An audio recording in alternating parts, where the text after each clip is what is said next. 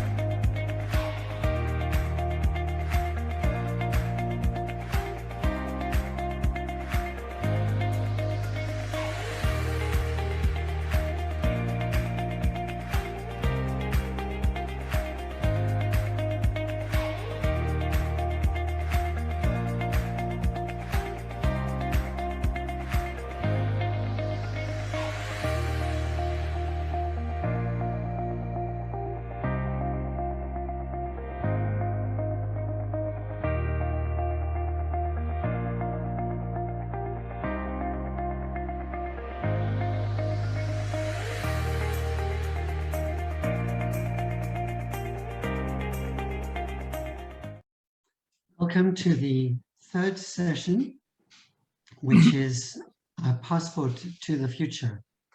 And earlier in the day, there was a tribute of silence for COVID victims, as I mentioned in the previous session. And some of the distinguished speakers come from areas which are going through great suffering, and our hearts go out to you and to your nations and all those victims. We look forward to a time when we will be beyond this pandemic and free from it. Maybe it's appropriate on that level to welcome both our distinguished panel, but also to welcome the person giving the welcome address. This is Sinisha Chuni Grassi, who is a medical doctor and having to deal with the pandemic in Albania. And she is representing Albania as the Secretary General for World Humanitarian Drive in Albania. And I would like to turn the screen over to her to give the welcoming address. Thank you. Thank you very much. Greetings to everyone following us live on our Facebook page. Thank you for joining us today. So this is the third and final session of the second edition of Trilateral Global Summit organized by World Humanitarian Drive in this extraordinary situation of ongoing pandemic. So I would like to say thank you again to our founder and chairman, Dr. Abdul Basit Syed, for organizing this summit.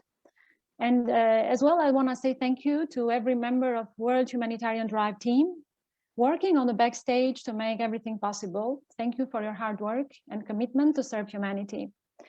Thank you so much to our moderator for today, Mr. Robin Marsh. We are grateful for your support as well. You are always present with us. For this third session, Passport to Future, we have a distinguished panel. So I would kindly allow me to welcome His Excellency Anthony Carmona, 5th President of Trinidad and Tobago, a Patron of Humanity awarded by World Humanitarian Drive. Welcome, sir. I also welcome His Excellency Madhav Kumar Nepal, 34th Prime Minister of Nepal. Thank you for joining us today. Welcome. I would like to welcome also Honorable Mani Shankar Iyer, former Union Cabinet Minister of India. Thank you for joining us. Welcome. I also want to welcome Honorable Professor Arben Malai, former Finance Minister of Albania. Thank you for joining us. Welcome, sir. I want to welcome Honorable Abdelmajid Fassi Fihri, MP, Member of Parliament of Kingdom of Morocco. Thank you, sir, for joining. Welcome. Thank you very much. Thank you. We appreciate very much your presence, your time spent with us today, and most of all, your contribute in the global betterment towards a peaceful future. And you are again with us in this Trilateral Global Summit. We look forward to hear your thoughtful speeches. I would also like to welcome the 80,000 students watching us live today. They are part of International Youth Summit under WSDA New Zealand. Thank you everyone for joining. I would like to go back to Mr. Marsh so we can start this fruitful session. Thank you. Thank you very much. Thank you, Sanisha. First of all, as you heard, His Excellency Anthony Carmona is the patron of WHD, and he has been supporting WHD activities many times. And to give some of his background, he is the 5th president of Trinidad and Tobago. He is also previously a High Court judge at the Supreme Court of Trinidad and Tobago, and he served as a judge on the International Criminal Court from 2012 to 2013. And from previous events, I realized that His Excellency is very passionate about poetry, and he's highly eloquent. So today we're really looking forward to your wise insight into what is the passport for the future. Thank you very much. Your Excellencies, distinguished ladies and gentlemen, students of the world, as the patron of the World Humanitarian Drive, it is my esteemed pleasure to welcome everyone to this Trade for Peace initiative, promoting global economic business integration as a pathway to sustainable peace. This Trilateral Global Summit continues to forge, create, and protect a culture of peaceful coexistence, probity, comity, and civility among the many business entities around the world. That culture of peace, however, is under threat with the ravages of COVID-19, where there is a desperate need to buttress and rejuvenate economies through processes of equitable international trading, the triggering of genuine inclusive economic activity, and the need to have small, vulnerable, and developing economies treated fairly and equally. One defining laudable objective of WHD and its founder, Dr. Abdul Basit Syed, is, and I quote, the focus on peace as an enabler of economic prosperity and human resilience for a post-pandemic world, promoting transparency and good governance, end of quote. It is through the institution of a fair trade cycle that both the global economy and peace will be strengthened. The new fiscal quest is one that searches for an economics of objective values grounded in the essence of our humanity. Just last week, the G7 summit was held in Cornwall, UK, and there was a shared consensual G7 agenda for global action. Among the mandates is a pledge to, and I quote, secure our future prosperity by championing freer, fairer trade within a reformed trading system, a more resilient global economy, and a fairer global tax system that reverses the race to the bottom. The communique promises further to support for the interests of the least developed and low-income developing countries, including in the full implementation of WTO rules to integrate into the world trading system so that any modernization of the global trading system supports the social and economic growth and development of these countries, end of quote.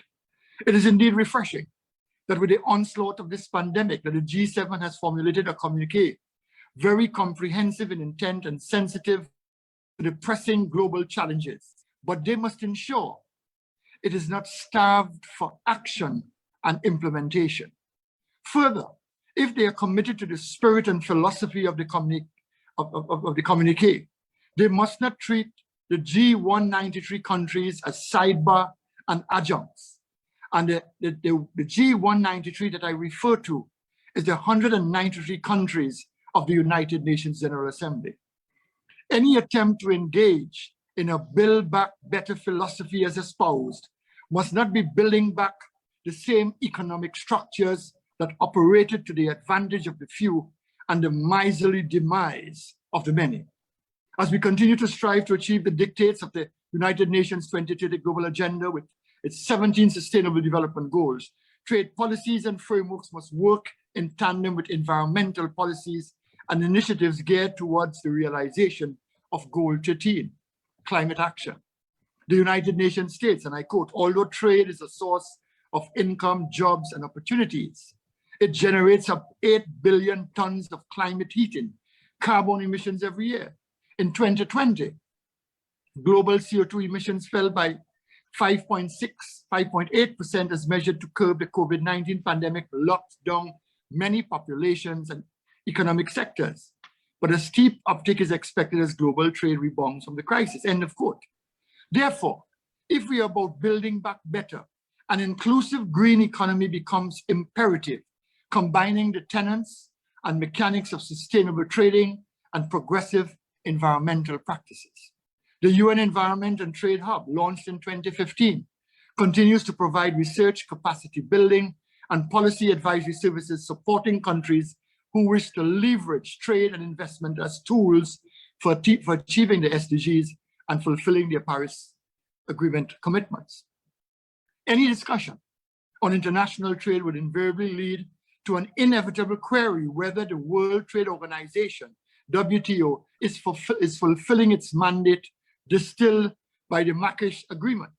Since its adoption, which established a new global system of rules to regulate the conduct of international trade, there has been widespread expectation, especially among developing countries, that the 1994 General Agreement on Tariffs and Trade, the GATT, would have allowed for greater and more effective participation of developing countries in international trade as compared to its predecessor, the 1947 General Agreement on Tariffs and Trade. The question is whether the 1994 General Agreement on Tariffs and Trade and the other agreements which now form part of the global legal regime, including the Agreement of Trade-related aspects of intellectual property rights, TRIPS, have lived up to the expectation of reducing tension in trade or providing a peaceful environment for international trade, or has provided the enabling environment which would allow, according to the preamble of the Maastricht Agreement, and I quote, developing countries and the least developed among them secure a share in the growth in international trade commensurate with the needs of the economic development. I respectfully submit that the noble intentions of WTO members, that the implementation of its mandate continues to fall short as many developing countries call for reform of the institution so that greater capacity building, for example, will be provided to them to engage more meaningfully in the sometimes very technical and complex legal issues and negotiations under international trade law. All is not, however, lost, and I'm encouraged by the utterances of the new Director General of WTO, Dr. Ngozi, not only the first African, but the first woman to head WTO. If the Director General is successful to reform the regime governing subsidies for fisheries, thereby addressing illegal, unregulated, and unreported fishing, as well as subsidies on fish granted by some industrial countries and others at large-scale fishers, which threaten the livelihood of fisher folks in SIDS, it would not only be a victory for the affected states, it would be consistent with the letter and the spirit of the WTO legal regime. The World Trade Organization Trade for Peace Network provides a platform that allows policymakers and experts from trade, peace, and humanitarian communities to explore the nexus between the multilateral trading systems, peace, and security. I speak to you from a small island development state perspective, understanding the intricacies and challenges of developing and burgeoning economies who are desperately trying to achieve a positive balance of payments through a regime of fair, just, and sustainable international trade. One of the targets of Goal 9, industry, innovation, and infrastructure of the UN SDG is, and I quote, increase the access of small-scale industrial and other enterprises, in particular in developing countries, to financial services, including affordable credit and their integration into value chains and markets, end of quote. In this area, there's a void, an implementation deficit. Smaller economies are unable to compete and trade on scale simply because its production capacity is less, and therefore in leveraging competitive advantage must rely on quality. Quality production requires added emphasis and impetus on research and development and open innovation, OI, which is a cost and an investment firms have to endure. What SIDS are asking for is simply to be paid fairly for our products and services that cost firms a significant investment to produce. Consider, for example, the Trilateral variety of cocoa produced and developed in my country of Trinidad and Tobago. It is highly sought after by chocolatiers globally, who are unwilling to pay the true cost and value of our brown gold. Trilateral cocoa is known as the world's finest cocoa hybrid and emerged from crossing between mixed Criollo and mixed Forastero varieties. Smaller economies must not be advantaged. With equitable trade and a fair pricing regime, it will result in poverty eradication and the enhancement of peace in these societies. Trade and fiscal assistance must be based on partnerships, collaboration, cooperation, and not domination, not the vulnerability of the weak and the underdeveloped, and at times the obscene ascendancy of the strong and connected, but rather the responsible beneficence and fair treatment by the strong. Fiscal impunity has no place in a developmental, international finance and trade that harbors visions of peace. A small island developing states in this COVID-19 era, any proposition involving trade for peace must invariably respond to debt relief for countries so mired. The Caribbean continues to suffer tremendously from the ravages of COVID-19, especially with significant reliance on tourism industry and its trade ramifications. The World Economic Forum stated, and I quote, "Tourist-based economies like ours throughout the Caribbean region have limited social safety nets. This means our people, economy, and future are far more likely to be wrecked by COVID-19 than nations with more diversified economies. Today, airports and hotels here are shuttered. Unemployment throughout the region is soaring, and nobody knows when the tourism sector jobs may come back," end of quote. Therefore, debt relief must form part of the economic recovery conversation. If we are serious about assisting the region in building back and doing so sustainably. I am aware, however, that this debt relief must not become a facilitator of corruption by dysfunctional governance. Finally, a discussion on trade for peace must encompass the efforts of women globally and their impacting influence on international trade. World leaders need to institutionalize equitable access to opportunity for women in the spheres of business, finance, and entrepreneurship to sustain progressive economic development.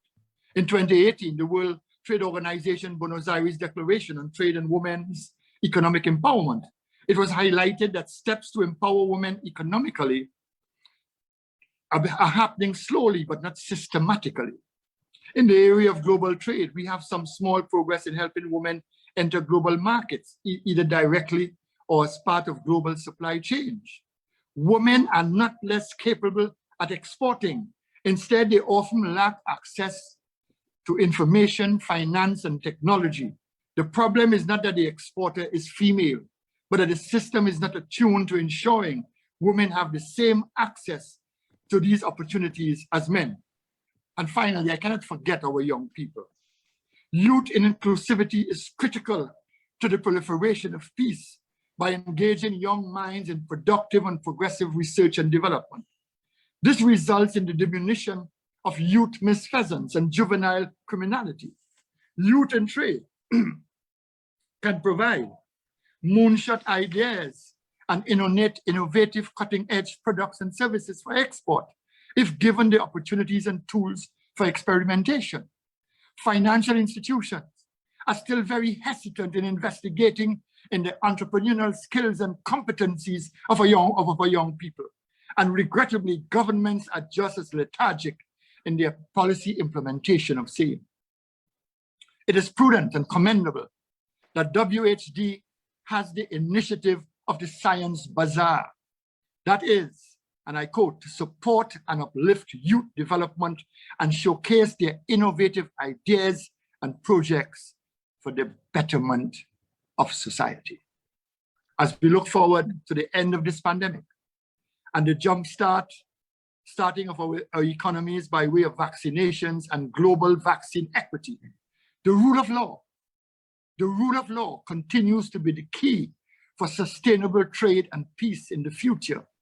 And the requisite authorities with oversight capacity must ensure that vulnerable economies receive their just due, and all countries adhere to accountability, transparency, and best practices in the conduct of global trade. I thank you very much. Thank you very much, Your Excellency T. Kamona. It was a wonderful speech, and I feel when I'm listening to you, I can hear a voice of justice and this sense of the G193. It's a breath of fresh air to hear, and we're very grateful for your patronage and support and your wisdom there. I'd like to turn to His Excellency Madhav Kumar Nepal, who is the 34th Prime Minister of Nepal. He served as the Prime Minister of Nepal from April 25th of May, 2009 until 6th of February 2011. He was previously the Deputy Prime Minister, Minister of Foreign Affairs, Minister of Defense in Nepal, and he was also the General Secretary of the Communist Party of Nepal for 15 years. And we look forward to your words, sir, and our heart goes out to the suffering victims of your country. Thank you, Mr. Robin Marsh. Respected dignitaries, it's a great honor for me to be the part of this global summit. I would like to thank Chairman Mr. Abdul Basit Syed for initiating the second edition of Trilateral Global Summit 2021, focused on the World Humanitarian Drives Trade for Peace initiative, promoting global economic and business integration as a pathway to peace. Now in this session, we are focusing on Passport to Future, where we will discuss on our clear roadmap for future. I'm highly impressed with the set vision, mission, and objectives of the World Humanitarian Drive, which are devoted to creating awareness of peace and harmony among all humans across the world, regardless of race, religion, or nationality, and promoting peace, right to education, and trade harmony. We feel proud to be associated with such institution, that is WSD, which is focusing on three core principles: peace, education, and trade harmony. The Trade for Peace initiatives devoted to supporting the efforts of peace-assisting projects, facilitating the integration of global economies through fair peace accession-related reforms, focus on peace as an enabler of economic prosperity and human resilience in a post-pandemic world, create attitudes, structures, and institutions that underpin and sustain peaceful societies, and promoting transparency and good governance are well-timed and most appropriate, especially at a time when the whole world is struggling with pandemic-forced extraordinary crisis in multiple fronts. Distinguished dignitaries, it is a big worry today that still lakhs of people are infected by coronavirus every day. Millions have already died. Subsequent waves added by new variant of virus are aggravating health crisis. The pandemic is spreading more alarmingly in the poor and other low-income countries. Now South Asia is worse affected. Still, the bigger threat is the pandemic, by deepening crisis in health, livelihood, and economic fronts, is posing the bigger threat to humanity. Needless to add, these are posing added challenges to the global peace and harmony. These may also hinder the prospect of reviving the global trade and economy in a sustainable way, a precondition for regaining strength to move speedily toward global prosperity. The present situation has also provided new scopes and opportunities. There are attempts to reshape or reprioritize development agenda, restructure strategies and policies at global, regional, and country-specific levels. Many non-governmental organizations are also resetting their broad as well as country-specific policy and program priorities. Based on initiatives so far, it appears that more in-depth objective assessment on the lapses inherent at the dominant global system under which policies and program priorities are set and transmitted up to the different levels will be needed from the standpoint of devising more robust short and long-term alternatives for strengthening global peace and harmony, as well as ensuring prevention of similar crises in the future also. This would be essential. It is noticeable that since long, many progressive forces, political leaders, and social actors were advocating on the need of bringing major shifts in the development strategies and policy discourse, including dominant international relations in view of frequent crises in the global system, affecting peace and stability and jeopardizing life and livelihood of most needy people across the globe. Distinguished participants, as the global economic outlook indicates, poor and other low-income countries are facing very low growth as well as deepening socio-economic problems. Most striking, as indicated by the number of studies, is that compared to about 22.6% of GDP provided as the fiscal support by the developed countries, the poor countries have merely spent about 2.4% of GDP as a fiscal support. This is raising likelihood of widening the development gap further between highly developed and poor countries. It is also noticeable that for both life and livelihood, trade is important. Amidst unfair international trading system and practices, dominance of multinational companies in global supply chains, patent right monopolies, weak infrastructure, poor export base, and export restriction due to non-tariff barriers, the pandemic has further impacted the pre-existing trade-related vulnerabilities of the poor countries. Service trade disruption has been more damaging. The pandemic has badly affected limited but fragmented supply chains of poor countries, especially due to lack of more digitized and automated supply chains. Trade protection tendencies have further adversely affected the global trade. The patent issue of vaccine is the best example of how monopolized patent right practices pose threat to the extent of human life. Dear friends, the pandemic-led crisis has brought many pertinent but often neglected issues at the fore. It reveals on the need of restructuring present dominant global system by bringing reforms and changes in key global institutions. As an offshoot, substantive changes in our development approach, priorities, and direction will be needed at both global as well as country-specific level. At the country level, depending on more inclusive, participatory, and accountable democratic system, as well as sustainability and equability principles will be essential, in which reforms in state and political institutions will be the key. Similarly, a resequencing of SDGs agenda may be essential, in which addressing humanitarian crisis with priority on hunger, poverty, and universal social services, among others, could come to the forefront. For overcoming from the deepening crisis, raising resilience capacity of the vulnerable population is critical, as the experience indicates. In this respect, international NGO like World Humanitarian Drive, championing and supporting peace, human rights, and prosperity agenda could be highly contributory from the standpoint of resetting the global agenda as well. Therefore, a policy of debt relief to such countries will be essential to prevent the threat of debt trap and facilitate from them to devote such saved resources for the survival of their economies. There is also a need of revamping world trading system, the intellectual property regimes, and the system for financing life-saving drugs must be changed. It is necessary that there is a waiver of trade and intellectual property rules, TRIPS, for COVID-19 vaccines, apart from easy access of life-saving drugs for all. From medium to long-term perspectives, the unfair trade system has to be reformed drastically, added by ensuring the market preferences to the poor countries without hurdles.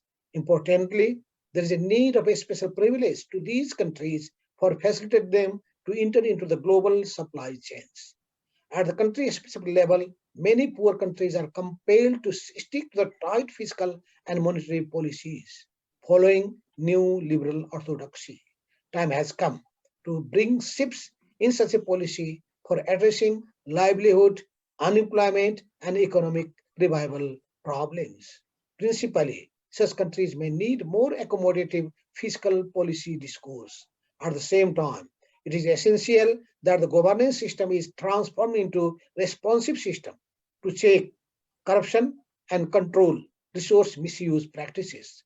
There is also increasing threat of information disorder arising from disinformation, which deliberately polarizes people, hinders people from meaningfully exercising their human rights, and destroys their trust in institutions. Therefore, priority on human rights friendly governance is also desirable, which helps protecting political power as well. Ladies and gentlemen, in the emerging post-pandemic phase, humanitarian development and peace-building steps or actions must be more coherent and coordinated. The compound nature of today's political, social, economic, and environmental risks requires approaches and solutions grounded in a common understanding of needs, threats, and vulnerabilities of both at both global and national level. In this direction, role of political and social actors, including INGOs such as WSD, will be critical and important in the days to come. With these few remarks, I conclude my views. I wish the Trilateral Global Summit highly successful. I once again thank Founder Chairman of WSD, Dr. Syed, for the invitation and honor. I thank all participants for sparing time to listening to me. Thank you. Thank you very much. Yeah, good, good. Thank Excellent. you so much, Yeah. His Excellency Madhav Kumar Nepal. And your wonderful speech, I can feel the heart of the inequality in our global system currently, and which has been aggravated by the pandemic, and the need for a more responsive governance, internationally promoting paradigm shift in our global system. The waiver for these drugs and the IP rules. These are very important points that are on the top of the agenda in our global institutions at the moment. And we hope that they can go through the changes that you have articulated. Thank you so much, sir. I would like to turn now to our next speaker, Honorable Bani Shankar Iyer. He's a former Minister of India and a former Indian diplomat who resigned from the Foreign Service and became a politician.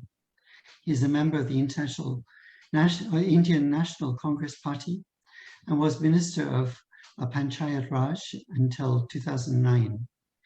He served as a Union Cabinet Minister for Petroleum and Natural Gas and the Minister for Youth Affairs and Sports in India. He's an honorary fellow of Trinity Hall, Cambridge. So I can see you have a great breadth of experience, and we look forward to hearing from your wisdom. Thank you very much. Your Excellency, the President of Trinidad and Tobago, Your Excellency, the former Prime Minister of Nepal, my distinguished colleagues on this panel, Dr. Abdul Basit Syed, from India originally, who is responsible for this brilliant forum, as also a worldwide audience of people who are interested, especially from the student community. It really is an honor to be included in this panel, which boasts so many people of high distinction that it almost gives me an inferiority complex to be among them. The subject we have been given to discuss is trade for peace. And I'd like to begin by posing the question as to whether the more usual expression, peace for trade, is in contradiction to the proposition before the House, which is trade for peace. Of course, it is clear from the experience of all the countries, the G193, as the president of Trinidad and Tobago told us, that if there is peace, then trade follows as day the night. But the more complicated issue is whether trade can lead to peace. For if trade leads to peace, then we get onto a virtuous circle where peace leads to trade and trade leads to peace. We saw in the horrors of the 20th century, which were marked by two devastating world wars, that almost the first thing that happens when war is declared between countries or groups of countries, it is trade that is blocked. And this blocking of trade aggravates rather than resolves the problems that led to war in the first place. Our own experience in India has been that when there are wars that take place with our neighbors, whether it is with Pakistan or with China, the disruption that this causes takes decades sometimes, and years in other cases, to find resolution. But invariably, if trade links are maintained, then it leads to not merely goods exchanges or services exchanges, but also, most importantly, to people exchanges. I think in my part of the world, we suffer very greatly from having stereotypes in our minds about our neighbors. And I think this is also true of our neighbors about us. And this makes it possible to cut trade and economic relations generally as the first reaction to disappointment on the political, foreign policy, or defense fronts. I regard this as extremely self-defeating. For when trade and economic links get disrupted, it only leads to the situation getting aggravated and the problem not getting resolved. We have had some very tense moments in India-Pakistan relations, and I will come to India-China relations in a minute. Between India and Pakistan, when we did have completely open trade in the immediate aftermath of independence, then perhaps 90% of Pakistan's exports were to India. Of course, diversification since then would have resulted in India becoming a much smaller market. But I still imagine that 20 to 30% of Pakistan's exports could go to India, and that there would be a quantum leap in Indian exports to Pakistan, because many of the things that Pakistan imports at much higher cost from the rest of the world would be much more easily, quickly, and cheaply supplied from India.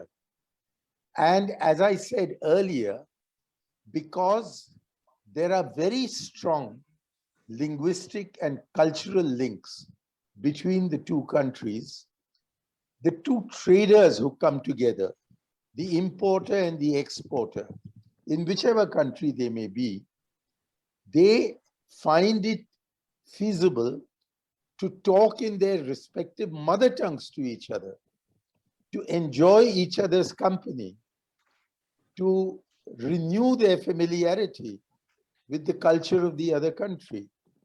And these are assets of invaluable importance as building blocks for peace and understanding and harmony between countries who have problems between them and the tensions that follow. Unfortunately, at the present juncture, all trade between India and Pakistan is banned. And I think this is to the harm of both our countries. Also, I think it comes in the way of the kind of normalization of the ethos which is necessary to take up extremely difficult diplomatic and political connections in order to resolve our mutual problems. Now, in these circumstances, I think we have to get out of the vicious circle of banning trade because we have tensions between our two countries and move towards having peace between our countries by encouraging trade, which has a human dimension, which I think matters far more than merely the economic benefits that flow from countries buying goods that they desire from the other country and buying goods and selling goods which they are surplus in to the other country. And in this connection, I would say that it is unfortunate if a transit country stops trade between its two neighbors, as is happening on our subcontinent. And therefore, the relaxing of India-Pakistan trade must also involve the relaxing of curbs on Afghanistan's trade with India, and as a result of that, the trade of Central Asia with India. If there is trade and other economic relations between India and Pakistan, it would blossom into trade and economic relations between India and Afghanistan, and India and many Central Asian countries that would give both India and all these countries, including Pakistan, the opportunity of diversifying their contacts with each other so that the subcontinent becomes a net contributor to global trade instead of bringing about a net deficit in global trade. Now, with your permission, Mr. Chairman, I would like to turn to India-China relations. After the 1962 fracas between India and China, we broke off all trade and economic relations with the People's Republic of China.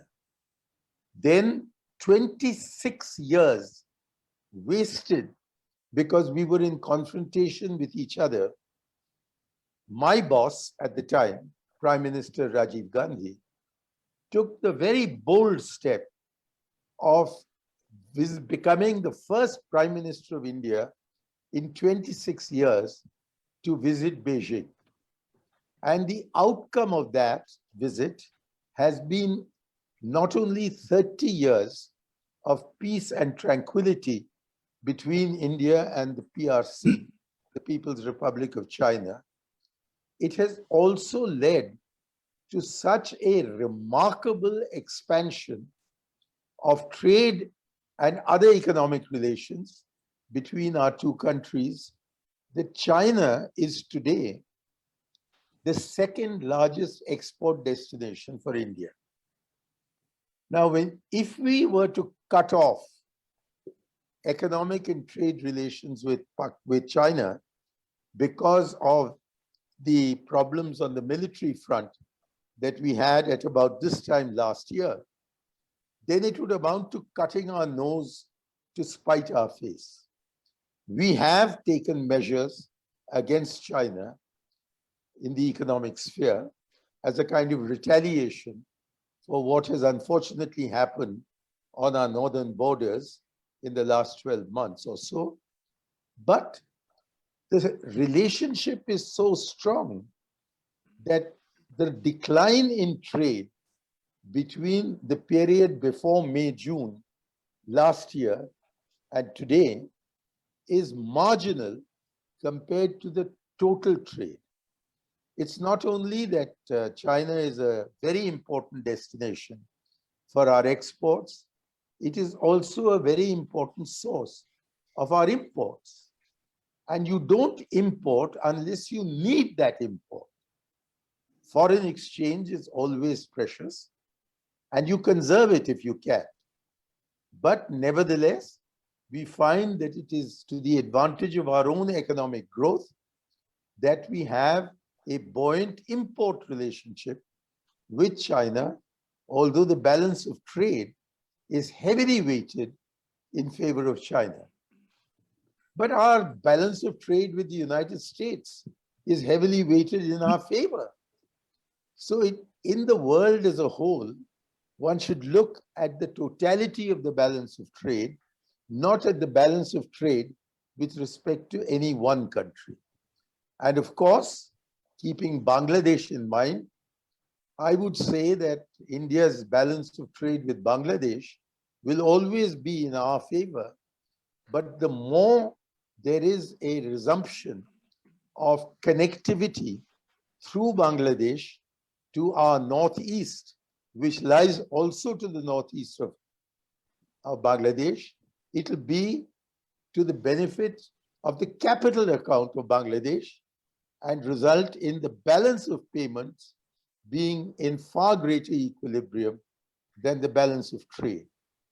In the light of this, which is relevant to ourselves in this part of the world, I would like to conclude by saying yes, a big yes to trade for peace, but adding that please note that trade for peace can lead to peace for trade, and therefore we are in a virtuous circle if we begin somewhere, and beginning with trade for peace is a good point to start at. My grateful thanks to all of you for the patience with which you have listened to me. I'd like to thank you, and I'd like to conclude with the slogan that we always use in India, Jai Hind, which means victory to India. Thank you very much. Thank you very much. Thank you so much for your virtuous circle. It's a wonderful concept and analogy. And also your itemization of the different neighboring countries and the relations really demonstrates how important trade is, both for promotion of peace, but also for overcoming difficult relations in the past. I would like now to turn to Professor Arben Malaj, the former finance minister from Albania, who has also a real understanding of this area of trade for peace. We heard from him in the previous session, which was wonderful. And you have had responsibility for steering the finance of Albania for a number of years. And I remember your comment this morning that it's much better to be a minister of economy than a minister of finance. That must have been from heartfelt experience. But you're now serving as the president of the Institute for Public Policy and Good Governance. And you've also been a member of the Supervisory Council of the Bank of Albania. And you're a visiting professor at different public and private universities. Thank you so much for your comments. Thank you. You are muted. Could you unmute yourself? Please. Thank you very much. From the first session, I learned that I need some open lecture, not online, for better body language, because it was very impressive impression for our friends on the first session.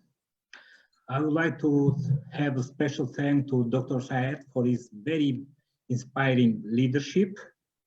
The passport for our future will be peace and prosperity, And the golden passport for WHD should be peace everywhere and for everyone. If you want to make a peace with your enemy, you have to work with your enemy. Then he becomes your partner. This is a message from Nelson Mandela. Dear Excellencies, dear friends and colleagues, I hope that this is the best inspired message to all of us in this webinar. I feel very honored to be part of this novel project, as it is not easy to promote lasting peace and growing prosperity through promoting free as well as fair trade between countries, especially in ethnic or religious conflicts. I come from Albania, part of Balkan, where, like Churchill in 1941 believed, the Balkans produce more history than it can consume. From 1919 to 1945, the EU has 2 wars led by extreme nationalism. It has now been 70 years without wars and conflict because they turn themselves from enemies to partners. They turn the war industry into a peace industry. And through cooperation and economic integration, conflicts and war disappeared, guaranteeing lasting peace. EU is now the second most developed bloc in the world. Let me share with you a specific example of how the peoples of the Western Balkans pay high social and economic costs from conflicts and wars. The people of Serbia in 1993, in the bloody dissolution of the former Yugoslavia, lost about 38% of their per capita income. In 1999, during the conflict with Kosovo, they lost about 18% of their per capita income. So, just within 7 years, they were impoverished by about 50% of the per capita income level before the conflicts and wars. I try to focus on my contribution to this panel on 5 points. First is the current trade countries free as well as fair.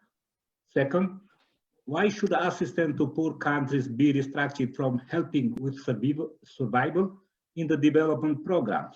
Third, is the world today facing a new development paradigm? Four, is economics of pitchfork a moment of reflection by the world's billionaires on income democratization? And 5, a recent global initiative such as G7 or G20 initiative on corporate taxation in fiscal havens and the fight against corruption and state capture, a turning point in the moral of global governance? Appreciating everything that has been achieved in removing billions of people from poverty in poor and developed countries, I should emphasize that trade between poor and developing countries with developed countries is free, but is not fair enough. Many farmers in poor countries are victims of direct and indirect subsidies that rich countries impose on them. A study showed that farmers' losses in poor countries are 100% greater than aid from rich countries, or 6 times higher. Even though agriculture in developed countries account for only 1 to 3% of GDP and 3 to 6% of employment, this risk of direct and indirect subsidies perhaps will remain high because the victories of political parties, even in developed countries, are becoming narrower. Many damage of fairness created many barriers and delays to poor countries to break the chain of poverty inheritance. We need to get them down. We often heard that rich countries are giving a lot of aid to poor countries, but the figures show the opposite, because the aid in relation to GDP for many developed countries is below or far from UN targets and from their official commitments. The myth that taxpayers in developed countries are paying quite a bit for poor countries is not entirely true for 2 main reasons. First, because according to global demographic developments, poor and developing countries will contribute to about 80% of world's population growth, while the demographic deficit in developed countries is threatening. Last economist mentioned that we don't have the shortage of labor, we have a shortage of wages. Any help for poor countries in the fighting against the easily transmitted disease of the century, for the eradication of hunger, for good education, for the environment, is a wise long-term investment that the rich countries will receive back through official and informal immigrants who make up for the lack of workforce, both physically and especially on the smart economy. Secondly, rich countries are offering many initiatives to attract talented people from poor and developing countries. Those who poor and developed countries need now more than ever to change the structure of their economy from traditional sector to green economy, to smart economy, and to digitalization. This process is undermines and impoverishes the human and social capital of poor and developing countries, because a focus on science, technology, engineering, and math is a determinant factor of the way out of poverty towards a competitive and inclusive development. The solution is not to build up psychological or physical walls, but to democratize knowledge in poor countries, to break down any barrier. Third, crises are a good moment of self-awareness as individual, as researcher, as politician, but also for every active members of civil society for common commitments to reduce social costs. The most important precondition for this is investing in lasting peace and increased disposable income for the poor and middle class. Fortunately, after the COVID-19 pandemic, there are concrete steps to restore moral values and responsibilities in bilateral, regional, and global cooperation. It is here that the WWHD mission and initiative with the strategic objective to facilitate peace through the trade can make a significant and valuable contribution for all countries. Pitchfork's economics, the billionaire awareness of the dangers of deepening equality to the point that the world's 8 largest billionaires have as much as half of the world's population, about 3 billion people. Is it a reaction to self-defense of them or the democratization of capitalism? Thanks to the information revolution, there are impressive achievements in the democratization of knowledge, which as a public good can be obtained much easier than before by any country, no matter how poor it is, by any individual, regardless of living in the capital city or in remote or rural and poor villages, whether some came from wealthy or influential families or from a poor family. Our common challenge is revenue democratization by increasing and improving equality of opportunities for people on poor and developing countries. 5, during my journey as an individual. Comments are closed, please. Thank you. Excuse me? Or if you could draw your comments to a conclusion, please. Okay. Yeah, but okay. I'll finish with very shortly because you promised me 10 minutes. The Chinese philosopher Confucius thousands of years ago mentioned that in a well-governed country, poverty is something to be ashamed of. In a poorly governed country, wealth is something to be ashamed of. We must be optimistic because, like Robert Schuman, the French foreign minister and one of the founding fathers of EU state on May 9, 1950, mentioned, Europe will be not made all at once or according to a single plan. It will be built to the concrete achievements which first create the de facto solidarity. This is the right message for WHD on our objectives. As the best inspired and peaceful leader Nelson Mandela advised us, a winner is a dreamer who never gives up. Never give up is my appeal to every young person who will be committed to this mission of WHD. I grew up in the village in a family with 9 children. I worked 6 years in agriculture, about 12 hours a day. During this period, 4 years, 3 times a week after work, I went to economic high school in my city, like extension school. I walked every day 20 kilometers to come and to go back from my high school and I did about 6,000 kilometers in total to be well educated. This is a message to my students. They need to share. We need to share inspiring experiences with every person, even in the most rural and poor areas of poor countries. Be inspiring. Be a hard and team worker. Be optimistic. Be a transformation leader. After that, every dream will be real. Thank you very much. Thank you so much. I could really hear again the voice of inequality and what it takes to raise people out of poverty through trade, and through that also comes greater influence for peace between nations. I would like to turn now to Honorable Abdul Basit Syed, an MP from Morocco.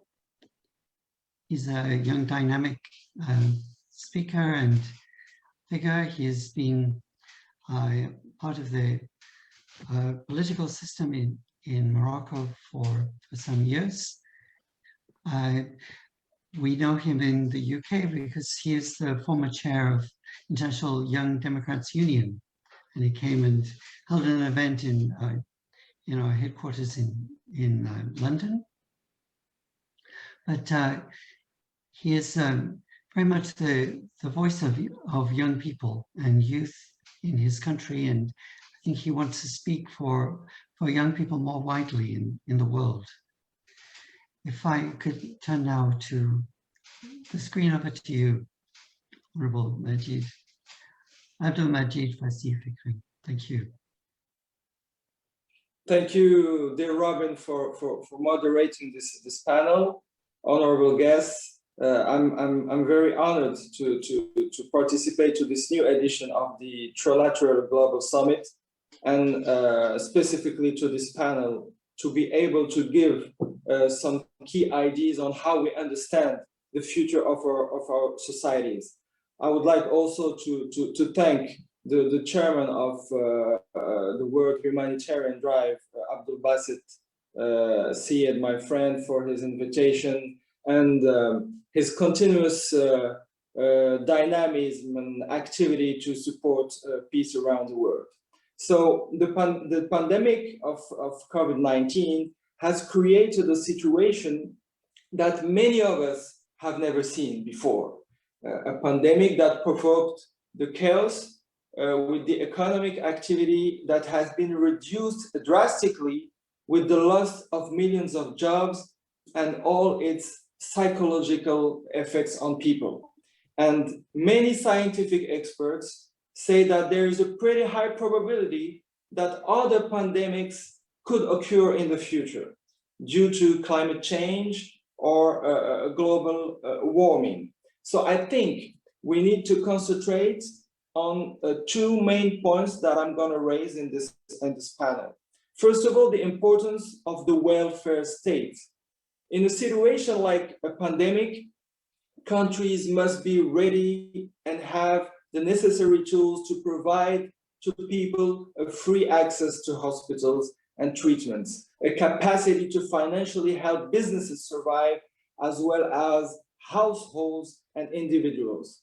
Globalization, free trade, and free markets are necessary, of course, but states and governments must keep in mind that a worldwide crisis of this kind can happen. And this pandemic has shown the weaknesses of the liberal and individualistic economic model. I think that no economic system can survive the pandemic without a powerful public service. And it's the result of decades of policies. So countries need to think very deeply for the next 50 or 100 years, so they can take care of the citizens, invest in public hospitals, buy oxygen concentrators, and get public funds to be able to gather in a very limited period of time services of intensive care. So the role of the state today is the unique way, I believe, to save the productive tool on one hand and save lives at the same time. The second point I want to raise is the importance of digitalization. So I believe that digitalization is the way to give to people the ability to do things by themselves individually, get access to libraries for students, to work meetings, conferences like today, get access to food as well, etc. The digitalization of companies must not only be a temporary response to COVID-19 crisis, but must remain a permanent solution. And this needs, above, of course, technical aspects, political courage of the leaders of the public and the private sector at the same time. In my country, for example, Morocco, the digitalization has been an asset for public services and reduced the bureaucracy in the administration. In the education sector as well, 2 times more content has been published online in 3 months than in 8 years. So countries really need to have a post-crisis roadmap for the future. We need to ask ourselves, do we still want to keep investing millions of dollars in physical infrastructures, or can we offer a distance service with the same or better quality and cheaper? So again, at the end of the day, we are talking about lives. And I believe that the states must now focus all their policies toward human being in order to promote peace around the world. Thank you very much. Thank you so much. Thank you. It's true, as you say, that we're coming to a period of dramatic change, and there are maybe many very efficient ways of doing things online and through digitalization. Now we have two very important aspects of this session. One is the launch of WHD's publishing house, and the second is the award ceremony. And for the launch of World Humanitarian Strive publishing house, you can go to the website www.whdph.com. That will give you a lot of information about the publishing house. This publishing house is a great initiative to allow people to articulate their ideas, to be able to express themselves in print in a very easy way. So now I would like to invite His Excellency President Anthony Carmona to unveil the logo.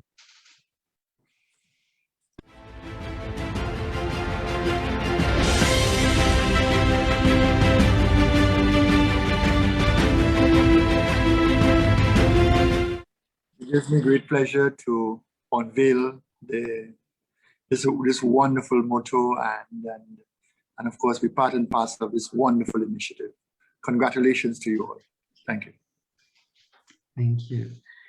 And I would like to invite His Excellency Prime Minister Madhav Nepal to open the website.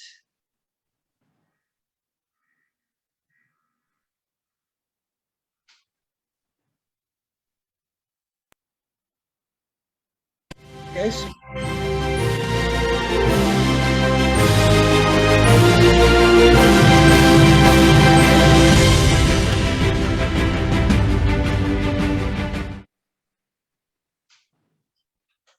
Thank you. Thank you so much, Excellency.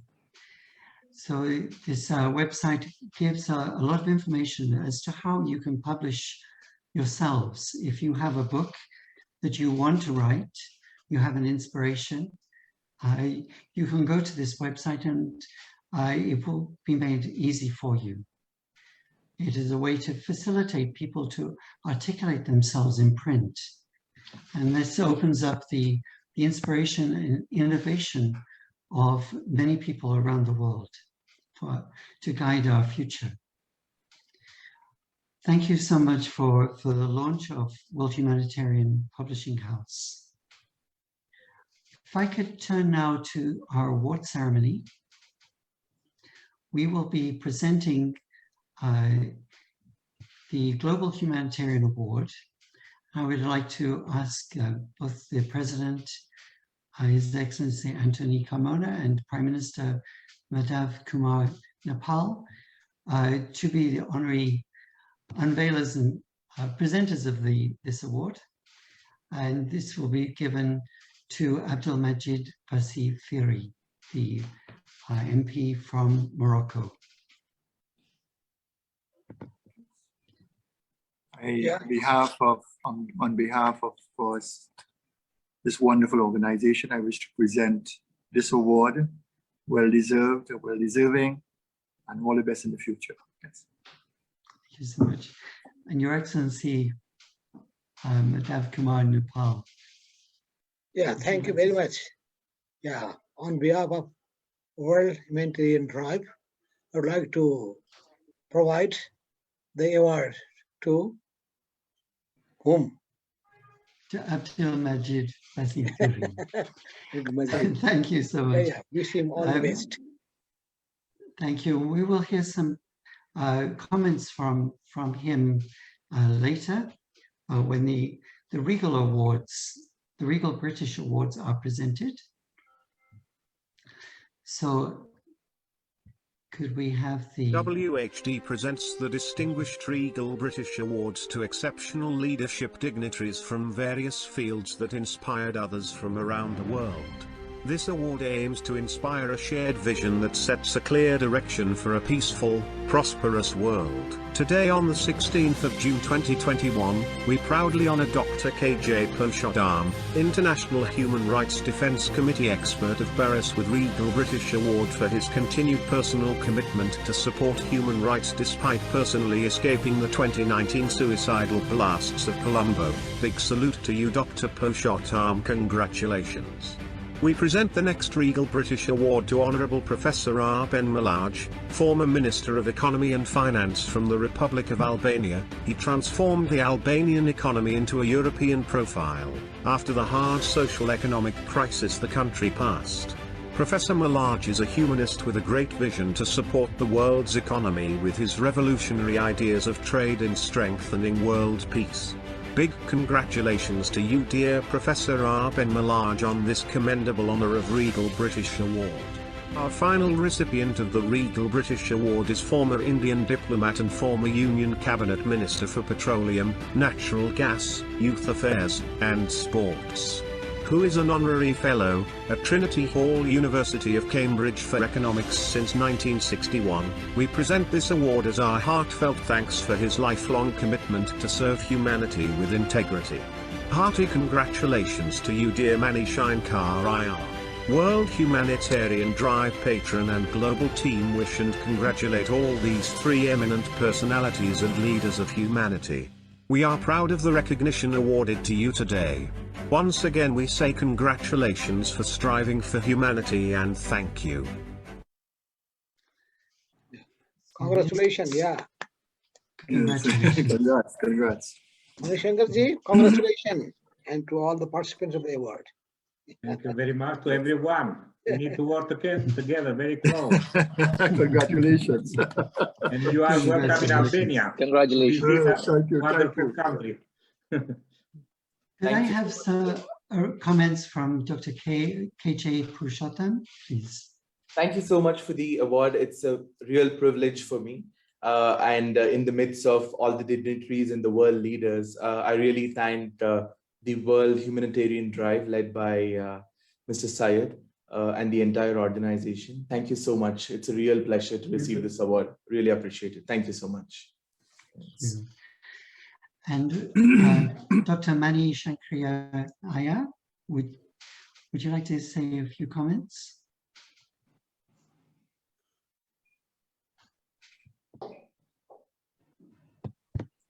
Hello. You're muted, sir. Thank you so much. I'm deeply honored that you have thought of me for this award. And I hope in the years that remain, I will be able to further contribute to advancing the ideals of WHD. Thank you very much. Thank you very much, sir. And Abdul Majid Fasih Fikri, would you like to say a few comments, please? Yes, of course. Thank you very much. I'm very humbled to receive this award from such a prominent political figures. And of course, I would like to thank the WHD organization and my friend Abdul Basit Syed for this great award. Thank you very much. Thank you. So my congratulations to all the award recipients. And thank you so much for your dedication to this stage where you have invested so much for humanity. And we wish you much fortune and great success. Robin, sorry, I think Dr. Professor Arban Malaj has not made a remark, so he can make a remark as well. Yes, yeah. Please. Thank you very much. I'm always inspired by Mother Teresa, who advising us, instead of cursing the darkness, let each of us light a candle.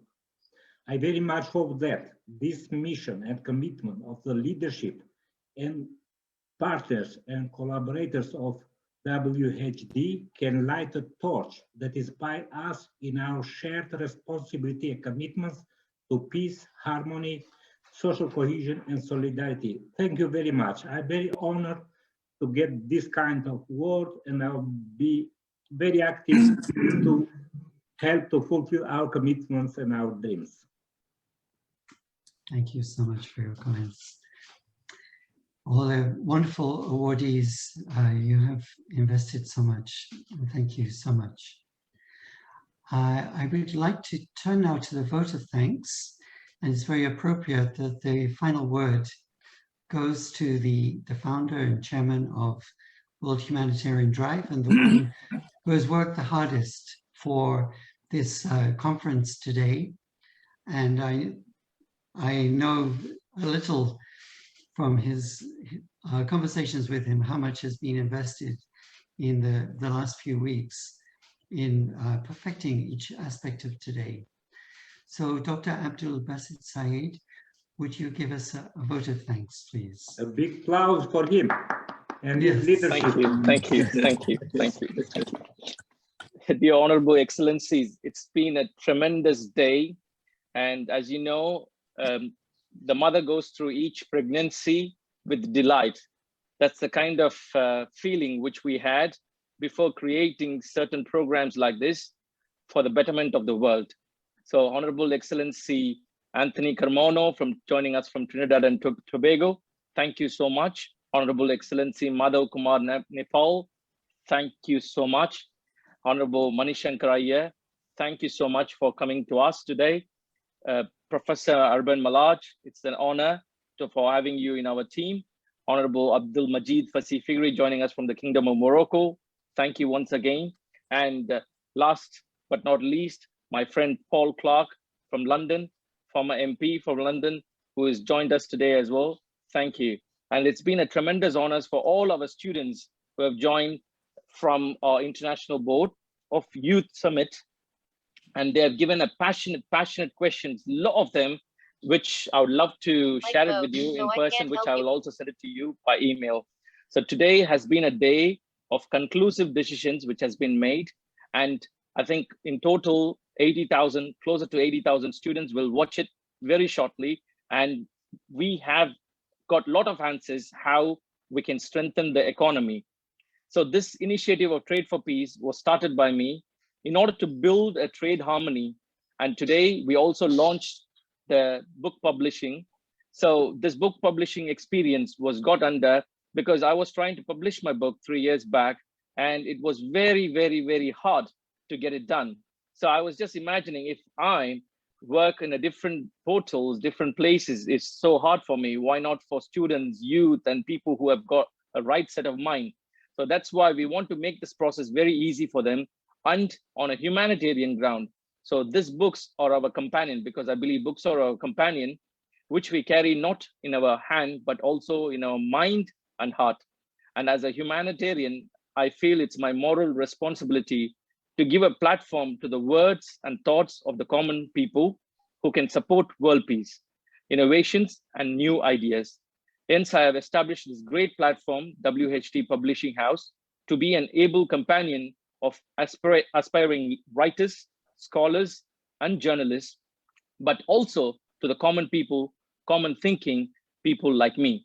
I feel it is the moral duty of each resourceful person to publish a book that can be a friend and guide to all. WHT publishing theme, Fiat Lux, which you would have seen, which means let light be made.